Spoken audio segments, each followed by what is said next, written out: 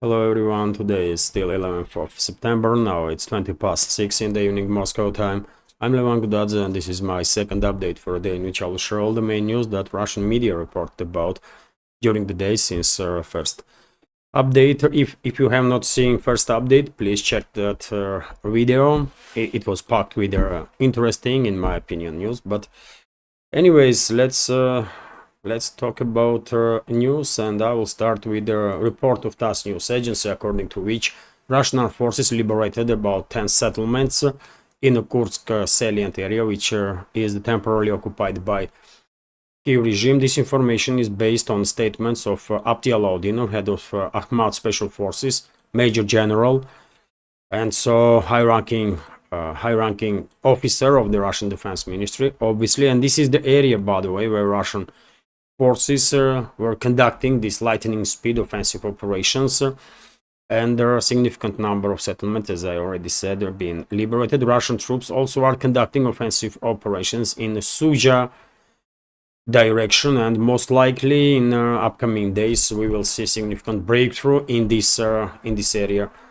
Also, so one may argue that a Russian operation, counter-terrorist operation, to clear this salient from their invading forces has begun, main part of that operation, and on daily basis probably we will receive more and more information about liberated settlements. Also, RIA Novosti is reporting about very significant development that took place on the northern Russia today. According to reports, three Ukrainian drones were intercepted in the Murmansk region of the Russian Federation. These drones, according to some reports, were heading towards one of the Russian airfields in the Murmansk region, most likely towards the airfield that hosts Russian strategic bombers. And if we zoom out, by the way, I mean, you can see how far away from a battlefield Murmansk really is. This is one of the most northern Russian settlements, cities, and this is Murmansk, by the way.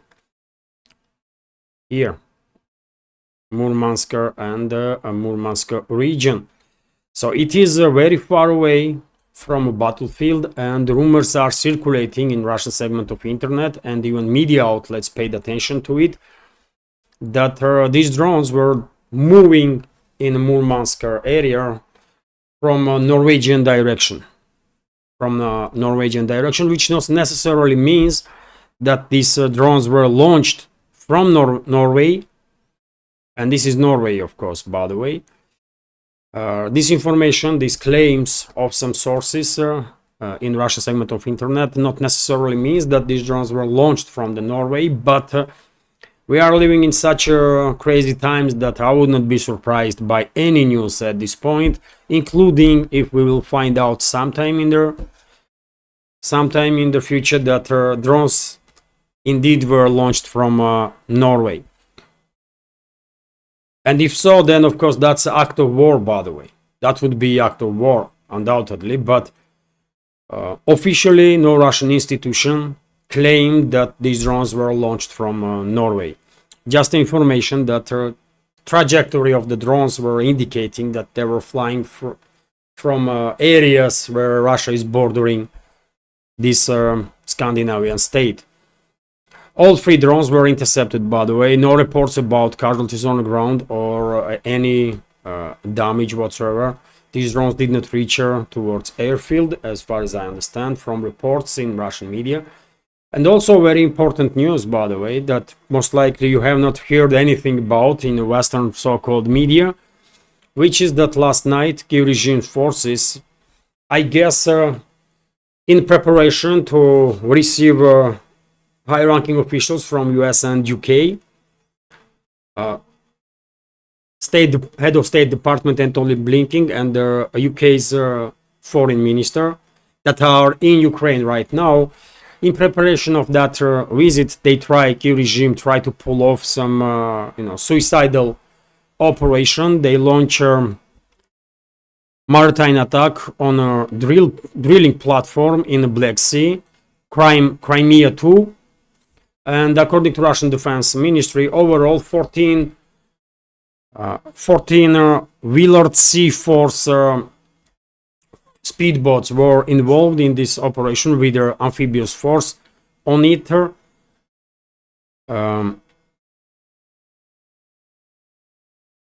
Significant number of these boats were destroyed. I believe 8 of these boats were destroyed, and rest just ran away, and they left their fellow comrades in the water. Did not even try to help them and save them. And Defense Ministry of Russian Federation is reporting that Kiev regime during this suicidal operation lost about 80 military personnel from its special forces. So you tell me if you hear anything about this news in the Western media. I don't think so. But yes, yet another suicidal operation of the Kiev regime in the Black Sea. Kommersant newspaper is reporting that, as I already said, the head of State Department of US, Antony Blinken, and head of British Foreign Ministry, David Lammy, are in Kiev now, and it is expected that these two criminals and terrorists will make an announcement before they leave about authorization that was given to Kiev regime to strike deep inside the Russian territory with Western long-range weapon systems, in this particular case with the US and British long-range weapon systems. I spoke about this topic in the first update today, and I guess in next couple of hours probably there will be combined press conference, or maybe tomorrow, and this announcement most likely will be made. Kremlin, by the way, reacted on this developing story, and press spokesman of the Russian president Dmitry Peskov stated that most likely authorization to use Western weapon systems, long-range weapon systems, to strike deep inside Russia already being given, and now media operation is underway to basically formalize this decision. If so, I guess in upcoming days, we should expect first attempts of the NATO, and we all know that these long-range weapon systems are operated by NATO, and targeting data is put in missiles by NATO personnel. So I call these attacks NATO attacks. So probably it will take only a couple of days, and most likely we will see first more or less large-scale strikes deep inside the Russian territory with long-range Western weapon systems. I hope Russian air defense is ready to repel all these attacks that are about to take place. TASS news agency is also reporting that according to National Audit Office in UK, British militaries are suffering now in terms of combat readiness, because many facilities in UK, many military facilities, training facilities, are busy training Kiev regime's forces, and very often British soldiers, British units are refused to gain access to the training ground, which is quite interesting, isn't it? Once again, this information demonstrates level of craziness on part of Western ruling class that are jeopardizing national security of their own countries, their own nations, in this sick attempt to further prolong this proxy war against Russia that they know they lose. They are losing, and they, I will say, already lost. Next news from Germany, by the way. According to TASS news agency, German Chancellor Olaf Scholz once again spoke about Ukrainian crisis, and he said that a second conference should take place on Ukraine, and this time Russia have to be presented on a conference. Okay, I wonder who tells this idiot Olaf Scholz, so-called Chancellor of Germany, that he can have any influence on what Russia should do and should not. Moscow was very clear that it has no interest to participate in any clown show that is conducted by Western ruling class. No matter what they're gonna call this clown show, peace conference or gathering of the prostitutes or whatever, Moscow is not interested. so Scholz can enjoy himself and in the company of other prostitutes whenever they will conduct that gathering. It's all up to them, by the way. Who cares? RT is reporting that Trump says he's less inclined to debate Harris again, which is interesting.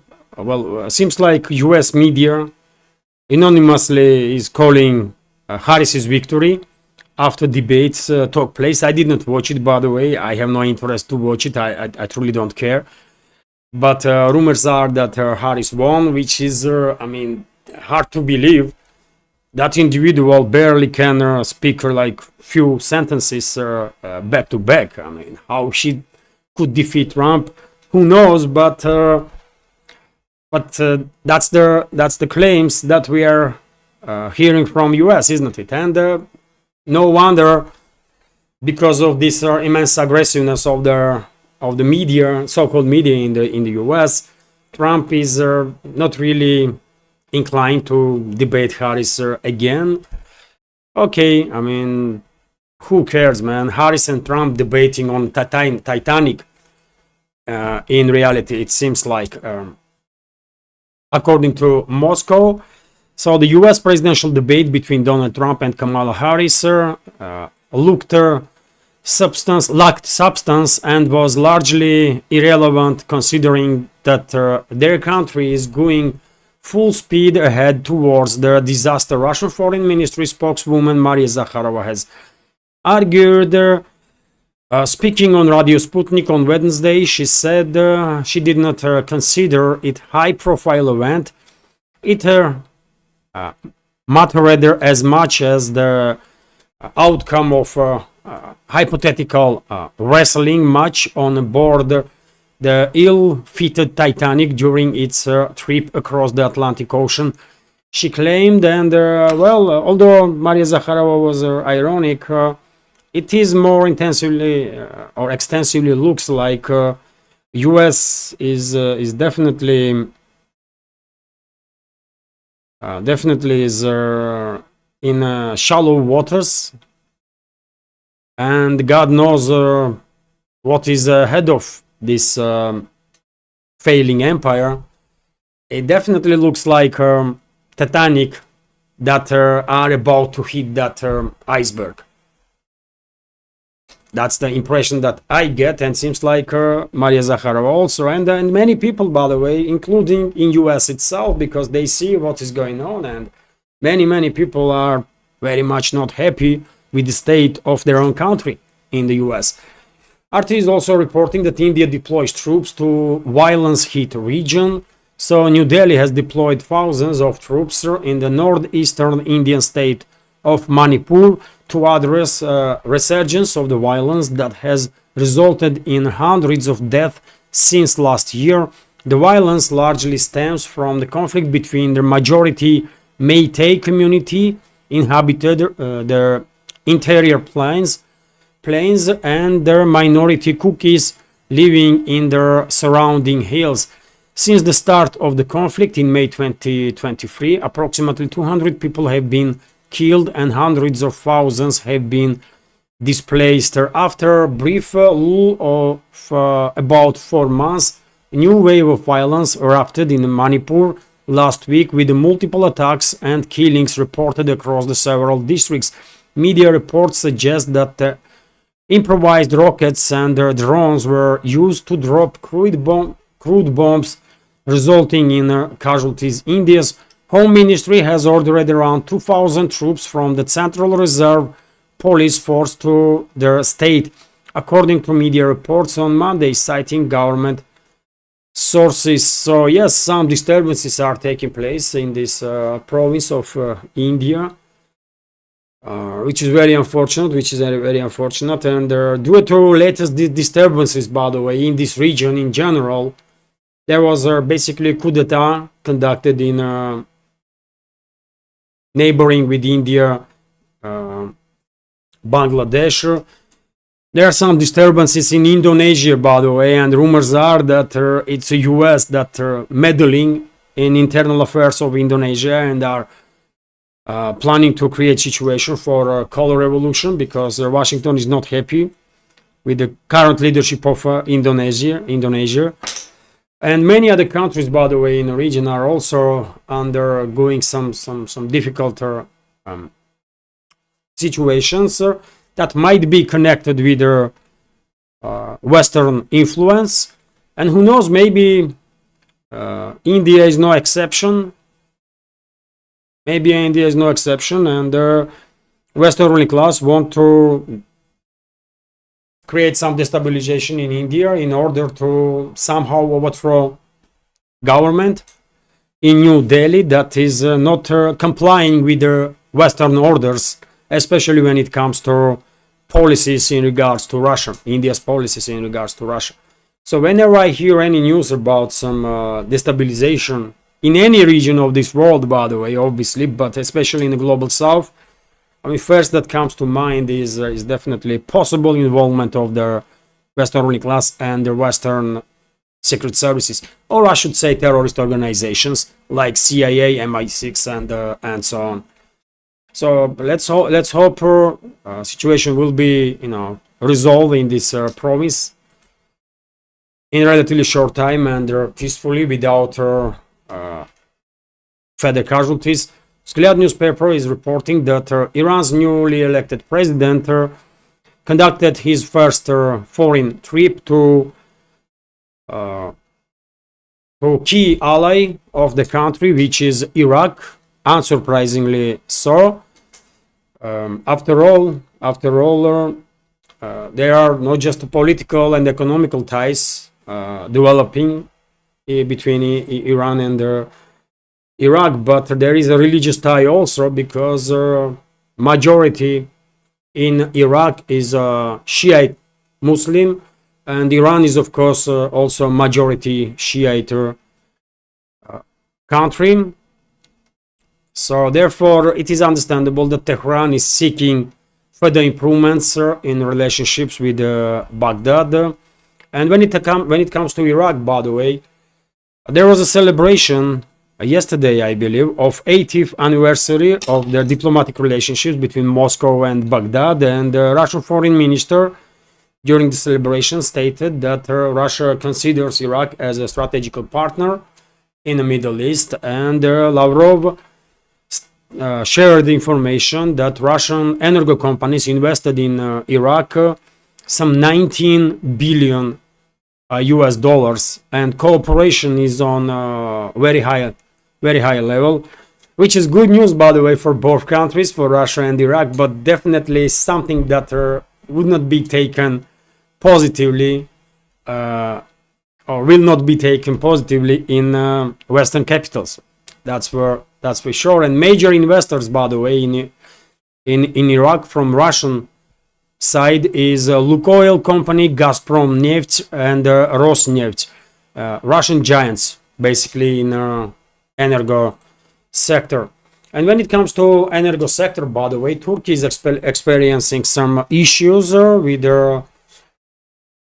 their building process or construction works on Akau nuclear power station, which is built by Russian specialists, by the way. Russia is building this nuclear power station in Turkey. And Ankara has issue with the Siemens German corporation, which seems like delaying deliveries of some equipment that Turkey ordered to be used there during this construction of work or whatever in connection to this nuclear power station, which is not surprising, by the way. Of course, Western ruling class will use any possibility to disrupt cooperation between Russia and any other country. Turkey not being an exception, obviously. And I would not be surprised at all if eventually Western ruling class will manage to cause so much trouble in Turkey that this project will get froze and would not be finished. I don't know, just saying, but I mean, it is a possibility. It is a possibility. I remember that recently Turkish high-ranking officials were making statements, angry statements about actions of the Western ruling class, Western financial and the banking system, because assets to finance build construction works on this Akau nuclear power station was frozen, even though this is a Turkish power station, right? And Turkey is at least on the paper ally of their, or not just ally, but part of their collective West, right? At least theoretically, by the way, on paper. Turkey was used and abused by Western ruling class quite often, so many times, by the way, so many times that it is not surprising that currently we are seeing some shifter in Turkish foreign policies when Ankara is trying to find ways, better ways of communication with the emerging multipolar world and the BRICS. Although, by the way, it is a long way to go for Turkey before it will join BRICS, because Ankara is a very difficult entity to deal with. For example, according to reports that I see, by the way, Erdogan made a statement today or yesterday that Crimea should go back under Kiev regime's control. And one should wonder, does Moscow understand that Erdogan cannot be trusted? Probably yes, but I mean, how many times Erdogan has to put knife in the back of Russia so that Moscow will finally realize? Or maybe if Moscow knows already, then before some actions will be taken, because Moscow is treating Ankara as if it's a strategical partner, but in reality Turkey is not a strategical partner of Moscow and not ally of Moscow, and cannot be trusted. Simply cannot be trusted. It's just too obvious for everybody, by the way. Everybody. That's the situation with the political class in Turkey right now. I'm talking about political class, obviously. Right?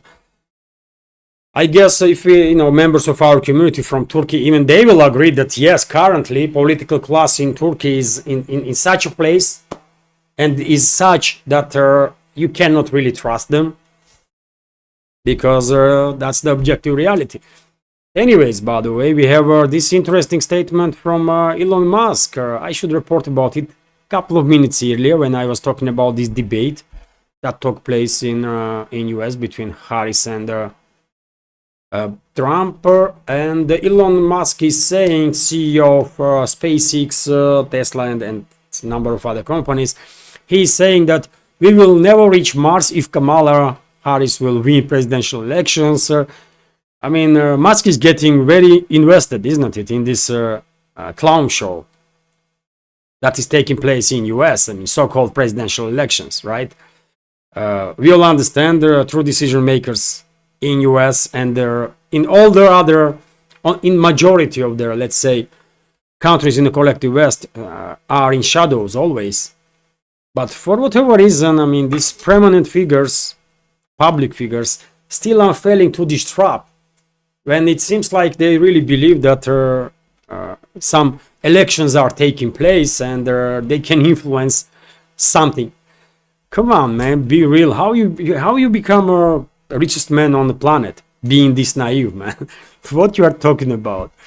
But anyways, former President Donald Trump would do a better job as the next US leader than current Vice President Kamala Harris, according to tech billionaire Elon Musk. Their businessman's comments follow contentious first debate between the two candidates on Tuesday night, hosted by US outlet ABC. In a post on X, Musk said that while Harris exceeded most people's expectations in their face-off with Trump, she still lacked his ability to produce real results when it comes to getting things done, not just saying nice sounding words. I strongly believe that Trump will do a far better job, Musk stated. He said that if Harris had the ability to do great things, she would have demonstrated it during her turn as a President Joe Biden's right hand, as Biden rarely shows up for work, so she is basically in charge already. I mean, come on, man. How you can say this kind of stuff, man? Who is in charge? Kamala Harris or Biden? No, man. In a separate post, he explained that U.S. needs significant government reforms to move forward and allow great things to be done, which he said would not came from Harris. Okay. We will never reach Mars if Kamala wins, concluded Musk, and he might be correct, by the way, but I don't think SpaceX is going to Mars, even if Trump will become president. Because I don't know, I listen to many podcasts where astrophysicists are sharing their knowledge, their opinion, and it seems like a trip to Mars is going to be way more difficult than Musk may think. I don't know. But I mean, making such a comments, I mean, Musk definitely looks like quite a naive person, isn't it? I mean, he believes that Kamala Harris was in charge of anything in absence of Biden in the White House. Come on, man. What you are talking about? If you want to see real true decision makers in US, then go to APAC, for example, or go to gatherings of the CEOs from, or not CEOs, by the way. Who the hell are CEOs? Go to families that own companies in military-industrial complex in US or multinational corporations. Go to families or clans that own banking system in US. That's the true decision makers, right? Not Biden or Kamala or whoever is in the White House. Anyways, let's continue. Although, by the way, still, if I was U.S. citizen, I will have demand from Republican Party to get rid of some immensely disgraceful individuals from the party, and then I will vote for Republicans, because no way in this or any other life I would vote for these so-called Democrats, by the way, that are absolutely nuts. And I'm saying this based on their crazy ideology, this wokeness nonsense and all that BS, by the way. Anyways, RT is reporting that Armenia offers peace deal to Azerbaijan. The Armenian government has offered to sign 16-article peace agreement with Azerbaijan. Prime Minister Nikol Pashinyan announced during their parliamentary season on Wednesday. According to Armenian leader, Yerevan and Baku cannot currently sign a treaty that would resolve all the issues between the two countries. Instead, he has proposed to sign off a deal that would cover areas that the two sides have already agreed upon. Well, interesting, and one might hope that Baku and Yerevan will sign a peace treaty eventually, and there will be no more confrontation between the two. But unfortunately, I have some doubts that this is going to happen, because it was yesterday or day before, I believe, Azerbaijani media reported that a number of high-ranking officials in Azerbaijan already stressed their opinion that Baku is not interested with on topic of signing up for some agreements with Azerbaijan, with Armenia, that not fully resolving all the issues that two countries are facing. So this initiative of the Pashinyan seems like is a non-starter. But let's see, time will tell. RT is also reporting that according to Morgan Stanley's prediction, euro is about to fail significantly. So the euro currency is expected to slide towards parity with the US dollar within the months. Investment bank Morgan Stanley has projected, citing growing political risks and economic weakness, the European single currency will decline to 1.02 against the greenback by year-end, making depreciation of around 7% from current levels. David Adams, head of group of 10 foreign exchange strategy at Morgan Stanley, said in an interview reported by Bloomberg, well, if analysts of Bloomberg, if analysts of this company, Morgan Stanley, are correct, by the way, then one should expect a further increase of inflation numbers in Europe, because if currency is failing 7% compared to dollar, then obviously whatever is imported into European Union market will also increase in price, at least for 7%, or much likely even more, because all those businesses, they have to cover costs, and they will use any opportunity, isn't it, to increase prices anyways. So yes, in about a month's time, probably there will be some hike in inflation in the Eurozone, if this prediction from Morgan Stanley is correct. And finally, by the way, very interesting statement from Russian President Vladimir Putin, and their warning shots, definitely warning shots towards Western giants in a business of manufacturing of planes, and IT giants also, because Russian president today said that Moscow may consider imposing some restrictions on export of such critical materials as uranium, titanium, and the nickel.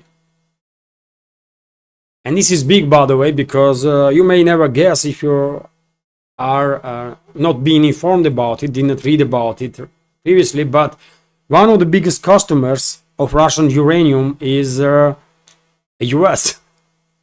Yeah, US, by the way. One of the biggest customers when it comes to Russian titanium is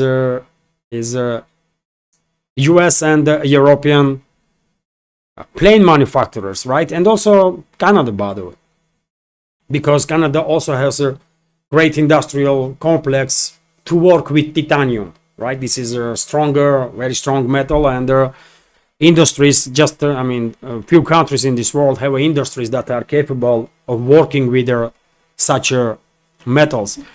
And when it comes to nickel, by the way, I believe nickel is actively used in many areas, obviously, but also in manufacturing of batteries, right?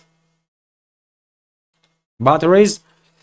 So if Russia will impose some restrictions on exports of uranium, titanium, and the nickel, that may hit, obviously, Boeing,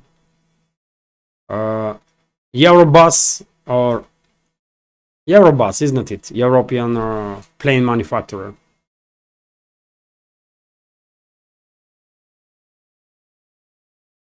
Airbus, sorry, not Eurobus, but Airbus.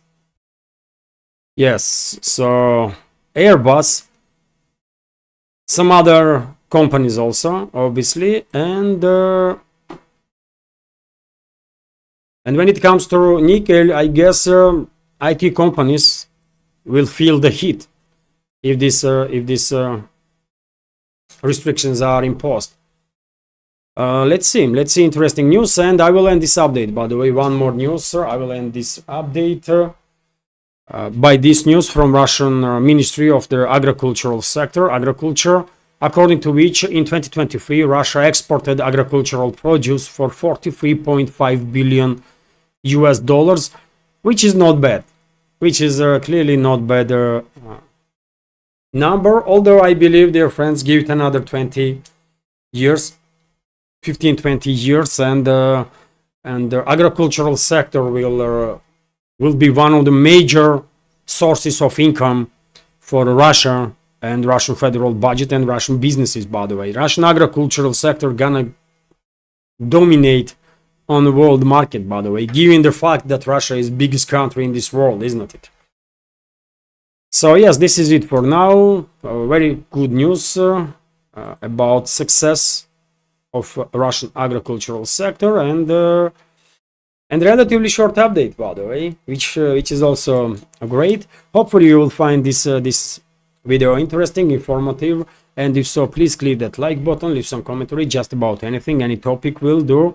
This is the only way we can at least try to influence algorithm. First video today, by the way, is not really doing that well. Algorithm on YouTube crushed that video, and I'm afraid this video may experience very same. But anyways, let's try at least. If you can, please click that like button, leave some commentary just about anything, and if you can, please share information about my channels with your friends, on in real life or on internet. And dear friends, if you want to support my work, if you want to support this small media project of mine, you can do it with donations or by subscribing to my Patreon page or Boosty page. All the links are on this video description box and in the pinned comment. This is it for now. Have a great day and take care.